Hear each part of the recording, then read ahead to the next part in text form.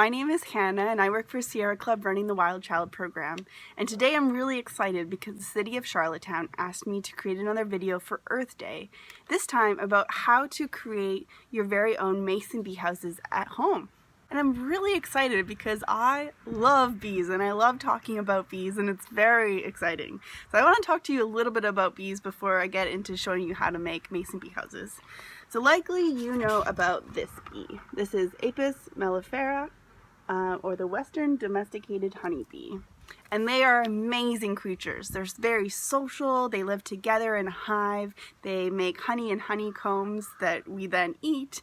They're really good pollinators, they're kind of yellow and fuzzy, and they are incredible, intelligent, amazing creatures that we rely on for a lot of our food. So almonds, blueberries, a lot of the vegetables we grow are pollinated by honeybees. But what some of you might not know is that honeybees aren't actually native to Turtle Island or North America. They actually came here with colonization, and there are 800 species of native bees in Canada, which are really different from honeybees. So in some ways, honeybees are kind of like the chickens of the bird world. Honeybees are domesticated and farmed and used at farms, just like chickens are, but they're really different from a lot of like native birds like woodpeckers or chickadees, just like honeybees are really different from a lot of the native species. So most of those 800 native bees are solitary, so they don't actually live together as a social unit the way honeybees do. Bumblebees do a bit, and there's some that are semi-social, but most just live by themselves. Many native bees don't actually sting, and they don't die once they do sting you. And most bees don't actually make honey. Bumblebees do make some honey in little honey pots, but it's not really enough for like humans to exploit the way we do with honeybee honey. Most native bees nest in the ground or in hollow stems. Bumblebees like to nest, like they really like old mouse holes in the tall grass. So they don't live in a hive or in the tree the way honeybees do. And one of my favorite facts about native bees is that they come in a rainbow of colors. So like bright metallic green, blue, purple. Some of them are super hairy, some of them have no hair. They collect pollen in different ways. The diversity amongst native bees is incredible, and I just love them. They're so great. So the species of bee that I want to talk to you more about today is the mason bee, or in the genus Osmia.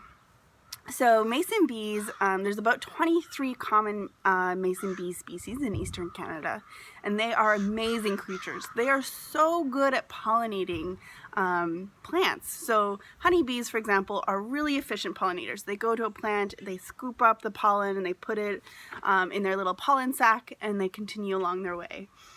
Mason bees aren't quite as efficient, so they're really good pollinators because they kind of come to a flower and belly flop into the flower and walk around and roll around and get covered in the pollen. And then they go to another flower and do the same thing, do a little belly flop, and so the pollen is getting mixed from flower to flower in like really big ways. So they actually kind of pollinate certain plants at a rate of like 100 times what a honeybee can do.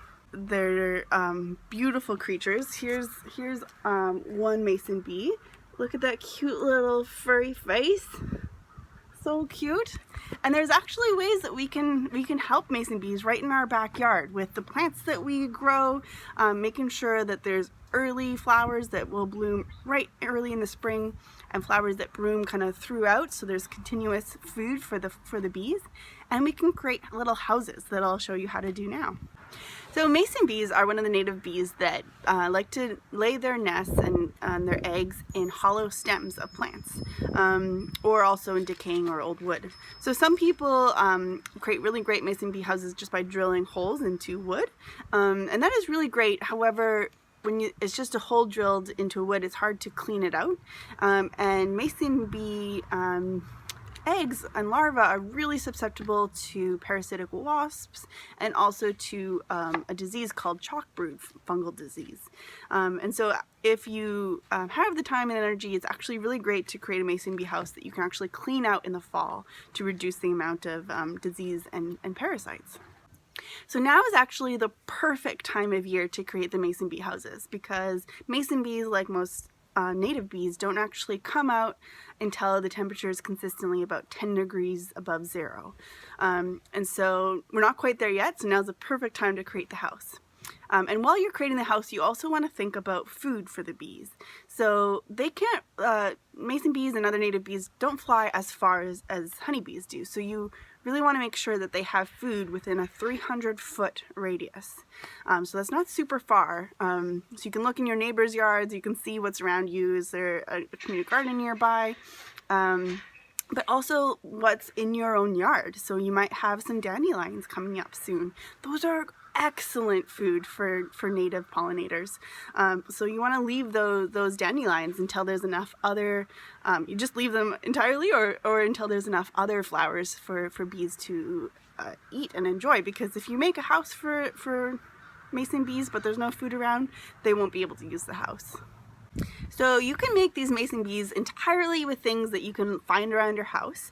So I've got a big container. I'm going to cut the top off, so it's just apple cider container to hold the house. Some paper. I'm using scrap paper because bees don't care if it's got writing on one side. A pencil and tape. And I've got some natural string, or you can use yarn, and an X-Acto knife or scissors. And that's all you need. If you also happen to have some dead Japanese knotweed in your yard, like a lot of us do, Japanese knotweed is extremely invasive and not good for the environment.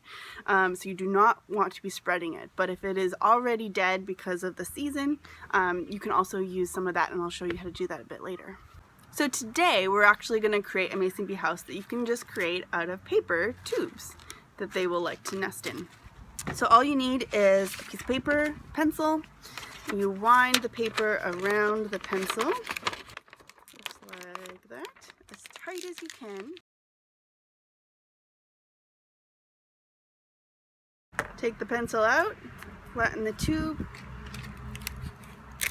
and tape it shut.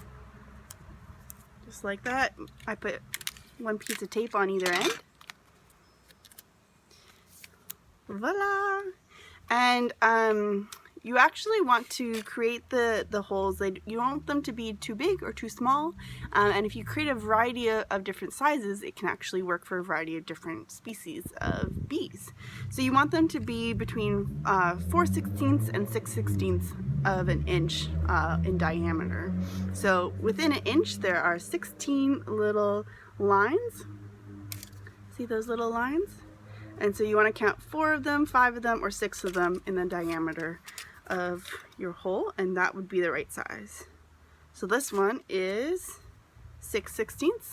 So it's perfect. So we can put it in our container and make a whole bunch more of them so that you'll have enough to fill up your container. So next you want to take your container, whatever container you're using, an X-Acto knife and scissors, and cut along the top so that it'll be a nice flat edge. And this you'll definitely need an adult for. And while you've got your X-Acto knife or scissors out, you also want to make 2 marks on the top so that you can put a piece of string in, string through it so that you'll be able to hang it. Once you've cut it all around and added your string just like that, you can add in your paper tubes, and you might just want to cut them down to size so it's the same size as your container, and fill it till it's all the way full and really tight, so packed in tightly. So once you finish, you can hang it up. You ideally want to hang up the mason bee houses about 6 or 7 feet off the ground, and ideally underneath an eaves trough, which is the part that hangs over a building, so that the mason bee house won't get wet from when it rains. So I've just hung it up here. And it's ready for mason bees to move in as soon as it gets warm enough. So mason bees only live about 6 weeks, and so in each of these tubes they'll lay a little egg and then put a bunch of mud and clay around that sac and lay another egg. So within the tube there'll be a series of eggs that will actually hatch and become larvae and then metamorphose, just like butterflies metamorphose, into an adult bee. But they stay in their cocoon, so they'll metamorphose sometime during the summer, and then they'll stay in their cocoon all winter, and then emerge again next spring when it's consistently above 10 degrees Celsius again. So the reason I'm doing these paper tubes is that they'll be easy to clean in the fall. So in the fall, when they've totally metamorphosed, I'll take this whole house in, open all the papers and clean them out.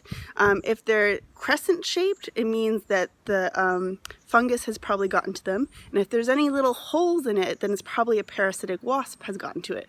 So I'll sort them all through, clean them out, and then just store them in my fridge over the winter, and then put them back out around this time in the spring when it's getting warmer, so that they'll emerge as soon as it gets warm enough for them. And as I was saying earlier, you can also try making a house out of cut up Japanese knotweed, which I've got behind me here.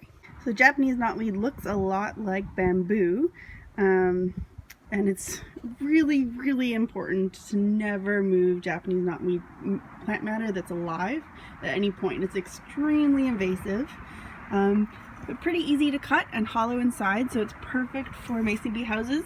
We've been trying to get rid of ours in our backyard for a couple years now and still having trouble with it, but might as well use it to make some mason bee houses.